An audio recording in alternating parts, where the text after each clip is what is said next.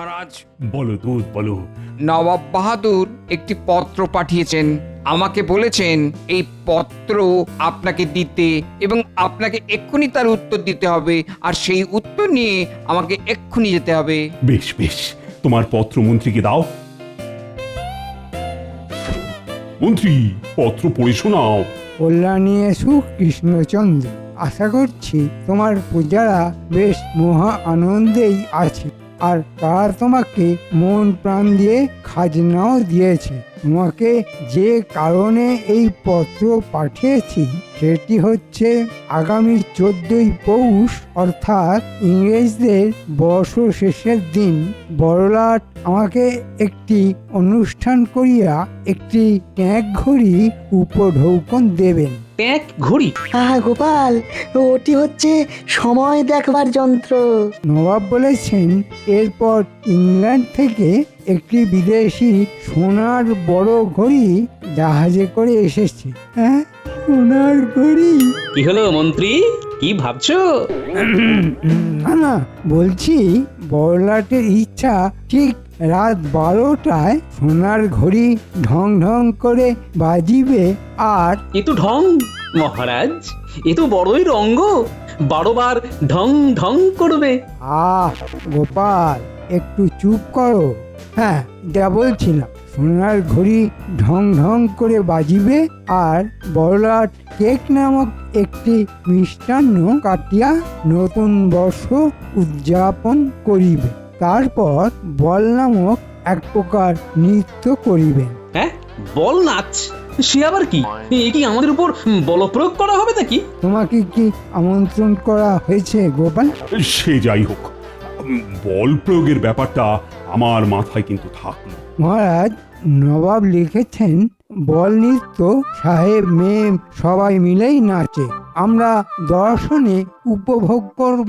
তুমি এবং তোমার পাত্র মিত্র সবাইকে আনিবে, এটাই আমার ইচ্ছা। আমিও বড়লাটকে দেখাতে চাই আরে ভরে আমরাও কিছু কম যাই না। এবং কি? গোপালকে অবশ্যই আনিবে। মহারাজ, মনে হচ্ছে নবাব বাহাদুর গোপালকে দিয়ে বল নৃত্য করাবে। পরিশেষে জানাই, এই বছরের পূর্ণ খাজনা আমার কাছে এখনো এসে পৌঁছায়নি। নবাব ঘুরে ফিরে সেই খাজনাতে এসেই আটকে যাচ্ছেন মহারাজ। বর্ষবরণে এত বাজনা বাজবে আর উনি খাজনা নিয়েই চিন্তিত। বেশ, দূত তুমি যাও, নবাবকে গিয়ে জানাও 14ই পৌষ প্রত্যুষে মহারাজ কৃষ্ণচন্দ্র তার পাত্রমিত্র এমনকি গোপাল সমেত নবাবের কাছে পৌঁছে যাবেন। ধন্যবাদ মহারাজ, আপনার আজ্ঞা নিয়ে আমি আবার রওনা দিচ্ছি নবাবের কাছে। তাহলে মহারাজ, এটা তো বড়লাটের আমন্ত্রণ হলো না? না না না, এটা নবাবের এক প্রকার হুমকি হলো।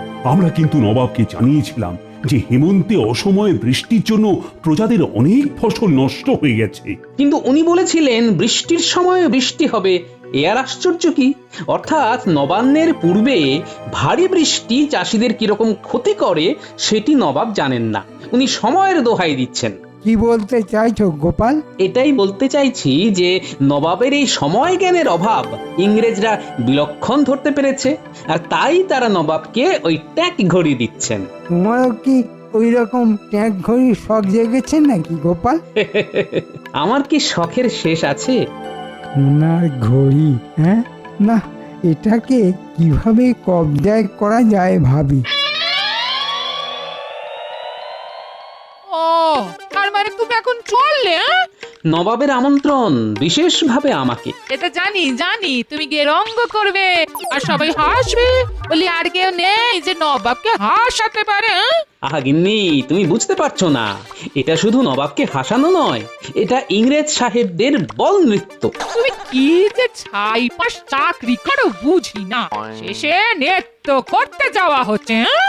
আহা, আমি নাচবো নাকি? তুমি নাচলে যে কি হবে সেটাই ভাবছি।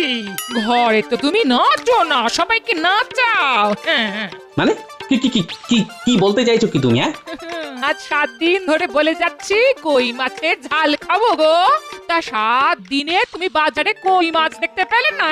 খালি আজ আনবো কাল আনবো বলে না চাচ্ছ। হ্যাঁ, কি কাণ্ড হচ্ছে! এত বড় একটা সাহেবদের অনুষ্ঠানের বিষয়ে কথা, আর সেখানে তুমি কিনা কই মাছ নিয়ে এলে। কই আমার, কই মা। এই কই কই করছো কেন? কই শুনে তুমি কই কই কই কই করছো? কি? সোজা কথা বলে দিচ্ছি, কই মাছের ঝাল যদি না খাওয়াতে পারো তাহলে তোমার ওই নাচতে যাওয়া হবে না। হ্যাঁ, কি আশ্চর্য! মহারাজ বললেও হবে না। হ্যাঁ, আরে শোনো গিন্নি, এটা একটা বিরাট ব্যাপার। সাহেবরা আমাদের নবাবকে ট্যাগ ঘড়ি উপহার দেবেন। এটা একটা যাকে বলে দুর্লভ মুহূর্ত হবে। সেই সময় উপস্থিত থাকা একটা বিশাল বড় ব্যাপার গিন্নি। ও তাতে তোমার কি? হ্যাঁ, তুমি নিজে তো ট্যাগ খালি করে সব সময় বসে থাকো। হ্যাঁ, উফ গিন্নি, শোনো শোনো, একটা বিশাল সোনার ঘড়ি জাহাজে করে এসেছে। সেইটা ঠিক রাত 12টায় ঢং ঢং করে বাজবে। সোনার ঘড়ি হোক আর তামার ঘড়ি, ঢং ঢং ঢং ঢং করে বাজবে। সেই নিয়ে তুমি এত ঢং করছো কেন বাপু? বলি কটা সোনার গয়না গড়ে দিয়েছ আমাকে? এই রে, কই মাছ তো এর থেকে ভালো ছিল। কিচ্ছু বলি না বলে তো তুমি পেয়ে বসেছো। এখন বাজারে যাও, ভালো দেখে কই মাছ নিয়ে এসো, তবে তুমি যেতে পারবে, এই আমি বলে দিলাম।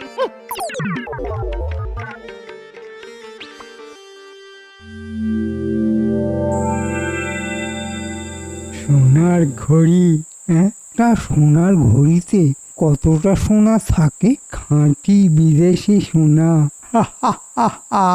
একবার হাতাতে পারলে সারা জীবন পায়ের ওপর পা তুলে তুমি নিজের মনে বিড়বিড় করছো কেন আর হাসছো? বুঝলে গেনে, খুব ভালো সময় আসছে। কি চাও তুমি? কত সোনার গয়না চাও? সব পাবে, সব পাবে। সে তো না হয় বুঝলাম, কিন্তু তুমি এত সোনা পাবে কোথা থেকে? গেনে, সব কিছু তোমার না জানলেও চলবে, তবে এটুকু জেনে রাখো, খুব শিগগিরই দিন বদল হবে। এমনকি আমি রাজা। কি বলছো তুমি? আমি তোমার কথার কোনো মানে বুঝতে পারছি না। দেখো, তুমি কিছু মতলব করছো না তো? আমাদের যেন কোনো বিপদ না হয়। কি বলছো তুমি? আমাদের কোন বিপদ? কিচ্ছু নেই। যা হবে সেটা আমাদের খুব ভালোই হবে। না, আমাকে এক্ষুনি একবার যেতে হচ্ছে। সে কি? অনেক রাত হয়ে গেছে তো।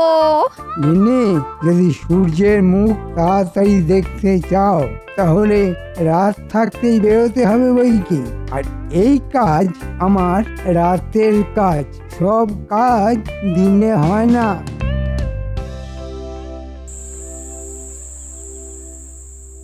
বলি বলি তুমি কি পেয়েছো শুনি এই শীতের রাতে? তোরঙ্গতে কি ভরছো? হ্যাঁ, এই দেখো, আরে আমি কদিন থাকবো তার তো কোনো ঠিক নেই। নতুন পোশাক, তারপর ওই গরম চাদর টাদর কিছু নিতে হবে তো নাকি? তোমার নতুন পোশাক? হ্যাঁ? শেষ কবে কিনেছিলে মনে আছে? হ্যাঁ? গিন্নি চুপ করো তো, তুমি যাও গিয়ে ঘুমো। তোমার তোরঙ্গের এই ক্যাচ ক্যাচানি শব্দে ঘুম ভেঙে গেল। নিজেও সব লন্ড ভন্ড করছো, আর আমারও রাতের ঘুমের তো ভারপা করছো। হ্যাঁ, যাও সরো তো এখান থেকে, আমি গুছিয়ে দেবো। উফ, না না, মনে হচ্ছে পেটে খাবার ঠিক হজম হয়নি। কই মাছের ঝাল তো না, যেন লঙ্কা বাটা জিভে ডলে দিয়েছে কেউ। বাধ্য হয়ে আমাকে হাঁড়ি থেকে গুড় নিয়ে খেতে হলো। কাণ্ড, বলি ছোটবেলার অভ্যেস তোমার আর গেল না দেখছি। আমি একটু হেঁটে আসি, বুঝলে? ভালো করে গায়ে আলোয়ান জড়িয়ে নাও। বলি বাইরে পৌষের শীত, সেই খেয়াল রেখো। হ্যাঁ, না, পেট বেশ গরম হয়েছে মনে হচ্ছে, সেই কারণে একেবারে ঠান্ডা লাগছে না, ঘুমটাও আসছে না। না, কাল একবার কবিরাজের থেকে পাঁচন খেতে হবে দেখছি। এত রাতে কে? যেই হয়ে থাক, তারও আমার মতো পেট গরম হয়েছে বলে তো মনে হচ্ছে না। এগিয়ে দেখি তো। তাড়াতাড়ি পৌঁছতে হবে। মন্ত্রী নিশ্চয়ই কোনো কুমতলবে এসেছে। ও বাবা, আবার শীষ দিচ্ছে। বলুন মন্ত্রী মশাই। বড় কাজ আছে। কোথায়? এখানে না, মুর্শিদাবাদে। ও বাবা, তোরা এখনই মুর্শিদাবাদে রওনা হয়ে যা।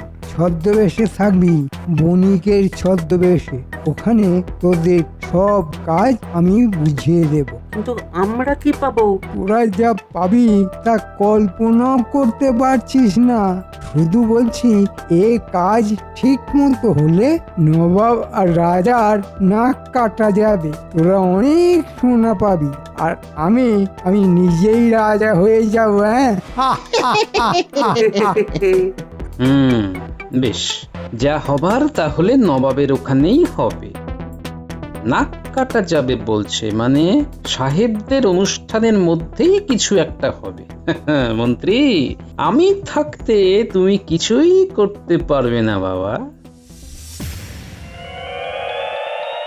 হুজুর, মহারাজ কৃষ্ণচন্দ্র তার মন্ত্রী পাত্রমিত্র সমেত এবং গোপাল ভাঁড়কে নিয়ে দরবারে আসবার জন্য প্রস্তুত। আস্তে আজ্ঞা হোক। সুস্বাগতম। তোমরা সকলে এসেছো বলে আমি খুশি হয়েছি। কৃষ্ণচন্দ্র, তুমি আমার এখানে অতিথি। কোনো ভুল ত্রুটি হলে মার্জনা করো। হ্যাঁ, নবাবের অতিথি নিবাসে আমরা সকলেই খুব ভালো আছি। নবাবকে ধন্যবাদ, ধন্যবাদ। এই যে গোপাল, তোমাকে তো আর আমার দরবারে পেলাম না, তাও এরকম উপলক্ষে তোমাকে দেখলাম। আমরা তো সবাই এসেছি। সে তো দেখতেই পাচ্ছি। চলো চলো কৃষ্ণচন্দ্র, আমরা সাহেবদের বড় ঘরে যাই। ওইখানে এখন সোনার ঘড়ির উদ্বোধন হবে। চলো।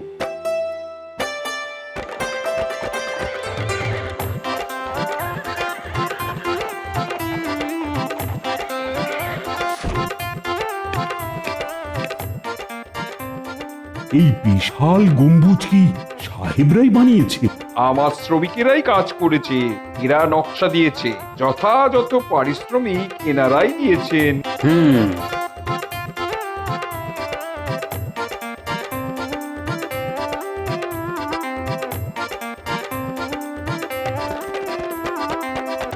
তোমরা আসাতে আমি খুব খুশি হইয়াছি। আমরাও খুশি। উদ্বোধন পর্ব যত তাড়াতাড়ি করা যায় ততই ভালো। আমরাও তোমাদের ঘড়ি দেখতে ভীষণ উৎসাহী। নিশ্চয়ই। পরিচয় করাই, কৃষ্ণনগরের মহারাজ কৃষ্ণচন্দ্র, তার সহযোগী এরা সবাই। কিন্তু একে চিনে রাখুন, এ হলো গিয়ে গোপাল ভাঁড়। ও বেশ, কৃষ্ণচন্দ্র, আমি বড়ই খুশি হলাম তুমি আসাতে। গোপাল বাবু, তোমাদের স্বাগতম। ইয়ে মানে ওই গ্যাপালটা কি? Gopal Gopal Gopal is funny. Gopal is funny. Clock পাশের ঘরে, আই মিন রুম। ও সরি সরি সরি, দুঃখিত দুঃখিত। ক্লক মানে তোমাদের ঘড়ি ঘড়ি। ও বেশ বেশ। মহারাজ, ঘড়ি আছে পাশের ঘরে।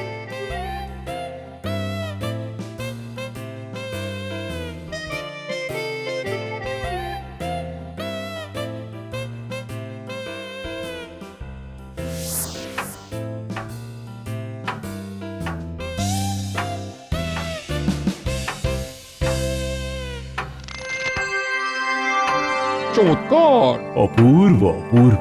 অসাধারণ। লাজবাব। আজ রাতেই এই ঘড়িতে 12টা বাজবার আগেই ঘড়ির 12টা বেজে যাবে। আজ সন্ধ্যা থেকে আমাদের উৎসব চলিবে। রাত 12টা বাজিলে এই গড়ি জানাবে, আর তখনই কেক কাটা হইবে। মহারাজ, নবাব বাহাদুর, এটা খুব সুন্দর জায়গা। আপনারা সবাই যান, আমি একটু বেড়ানোর অনুমতি চাইছি। বেশ বেশ বেশ, তুমি যাও, ঘুরে দেখো।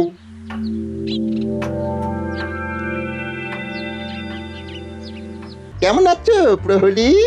আমরা একটু ভেতর ঘুরে দেখতে চাই।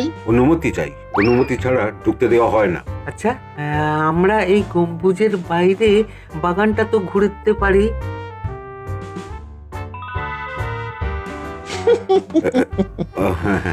যাও যাও যাও, জলদি জলদি ঘুরে নাও, বিকালের মধ্যে সব চলে আসবে। যাও যাও।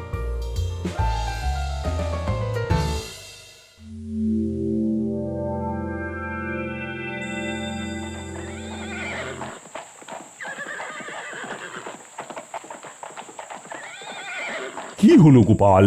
মহারাজ, নবাব বাহাদুর, আপনারা ভিতরে যান, আমি আসছি। ঠিক আছে ঠিক আছে, তুমি কিন্তু বড্ড ছটফটে হয়ে গেছো গোপাল। গোপাল শয়তানটা কিছু আন্দাজ করেছে কিনা কি জানে।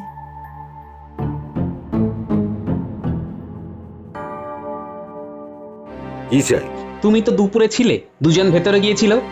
না, এইরকম কিছু তো ঘটেনি। তুমি মোহর নিয়ে মানে ঘুষ খেয়ে দুজনকে ভিতরে ঢুকিয়েছো।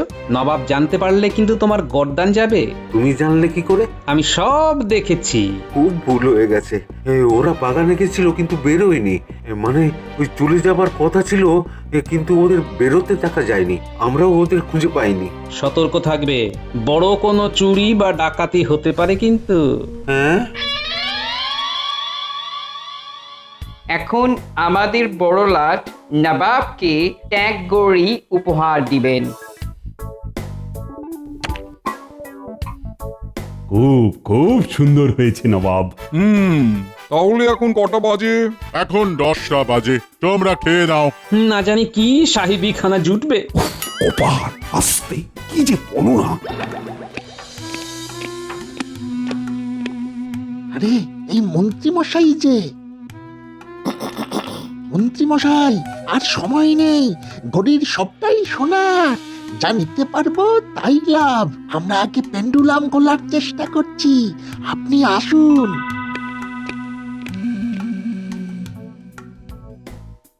সবাই শুনবেন, ঠিক রাত 12টার সময় ঘড়ি ঢং ঢং করে, তখন সবাই চিৎকার করিয়া বলিবেন, happy new year. Happy new year. ঠিক আছে, এতে ওই নতুন বছর শুরু হবে, তাই তো? হ্যাঁ, আচ্ছা কৃষ্ণচন্দ্র, গোপাল কই? আমার মনে হচ্ছে গোপাল নাচ করবার ভয়ে পালিয়েছে।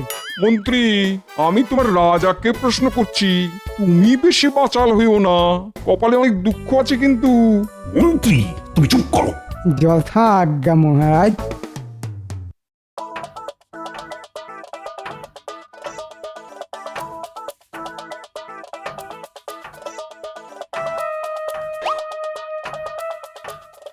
উফ, এত বড় ঘড়ি সে তো বুঝতে পারেনি। তুই যেই ডান্ডা ঝুলছে ওটা ধরে কাঁটায় পৌঁছা।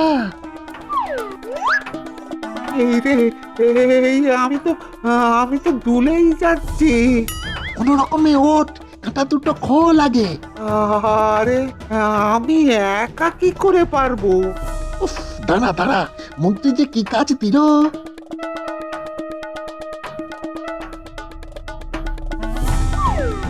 বাস, সোনার কাঁটা।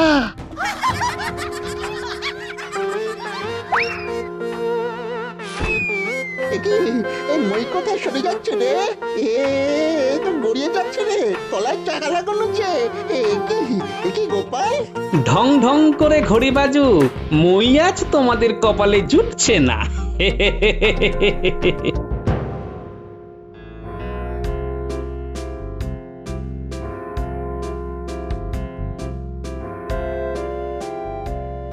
ও মাই গড, ক্লক এরকম বাজছে কেন? কি ব্যাপার লাট সাহেব, আমার ঘড়িতে তো 12টা বাজেনি, তাহলে ওখানে 12টা বাজছে কি করে? How is it possible? জেনে বুঝে খারাপ ঘড়ি আমাকে দিয়েছো, নবাবকে অপমান করেছো, এর ফল কিন্তু ভালো হবে না। No, no, no. Oh, no, নবাব বাহাদুর, তোমার ঘড়ি একদম ঠিক আছে। তাহলে কি তোমার জাহাজে করে নিয়ে আসা সোনার ঘড়ি বিগড়ে গেল? মহারাজ, নবাব বাহাদুর, আমি এর কারণ জানি।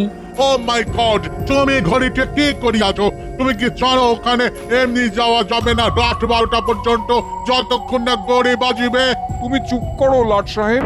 গোপাল, কি হয়েছে বলো? ওই বড় ঘড়িতে বটা ঘটা নামে দুটো ভূত ঢুকেছে সোনার ঘড়ি থেকে সোনা চুরি করবার জন্য। গোপাল, তুমি যখন জানো তাহলে বলনি কেন? একটু মজা হলো আর কি। আমি জানি যে ওরা পালাতে পারবে না, দুজনেই এখন পেন্ডুলাম ধরে ঝুলছে। হ্যাঁ, বলো কি গোপাল? মহারাজ, নবাব বাহাদুর, লাট সাহেব, আমি একটা ছোট্ট কাজ করেছি। ওরা একটা মই নিয়ে ওই ঘড়ির পেন্ডুলামে পৌঁছেছিল, আমি সেই মই সরিয়ে নিয়েছি। খুব ভালো করেছো গোপাল, খুব ভালো করেছো। Good good good, very good very good, খুব ভালো খুব ভালো। কিন্তু বটা ঘটা এখানে এলো কি করে? ওই যে মন্ত্রী পালাচ্ছে, ওকে ধরুন। ওই মন্ত্রী বটা ঘটাকে দিয়ে সোনার ঘড়ির সোনা চুরি করবার মতলব মেটেছিল। প্রহরী, ওকে আটকাও শিগগির। চলুন যাওয়া যাক ওই ঘরে। আমাদের প্রোটোকল ছিল যে রাত 12টা বাজলে সবাই ওই ঘড়ির সামনে দাঁড়িয়ে হ্যাপি নিউ ইয়ার বলিবে। আর কোনো কলের দরকার নেই, এখন চলুন তাড়াতাড়ি, না হলে এই ঘড়ির কলকবজা সব বটা ঘটা খুলে দেবে।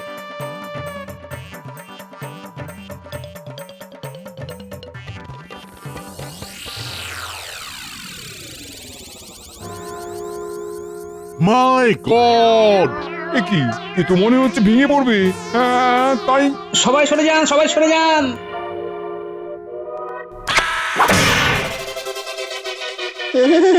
ও বাবা গো, ওরে বাবা! নবাব, নবাব, আমার মন্ত্রী আমার মান সম্মান নষ্ট করে দিয়েছে। আপনি আপনি আমার মন্ত্রীকে যে কোনো রকম শাস্তি দিতে পারেন। আমিও এখানে আমন্ত্রিত, তাও বড়লাট কি বলে শুনি। আমি কি বলিব? আমরা আমরা সবাই মিলে গোপালকে পুরস্কার দেব। গোপাল, তুমি আমার থেকে পুরস্কার পাবে, কিন্তু তার আগে আমি আমি ঠিক বুঝতে পারিনি, এসব গোপাল মিথ্যে বলছে। মন্ত্রী মশাই, আপনার জন্য আমাদের এই অবস্থা। ওই পেন্ডুলাম যেমন ঝুলছিল, তেমনি মন্ত্রীকেও পেন্ডুলামের মতন ঝুলিয়ে দেওয়া হোক। ওরে বাবা রে, আমার কি হবে? 12টা বাজলে তবে ছাড়া পাবে। আমরা এখানেই সবাই হ্যাপি নিউ ইয়ার বলবো। ওরে বাবা রে, মহারাজ মহারাজ আমাকে বাঁচান মহারাজ, আমার নিউ ইয়ার তো শেষ হয়ে গেল মহারাজ। এইভাবে দুললে কি ম্যাড হয়ে যাবে মহারাজ? কৃষ্ণচন্দ্র, ভাগ্যিস গোপাল ছিল, তাই তোমার আর আমার দুজনেরই মুখ রক্ষে হয়েছে।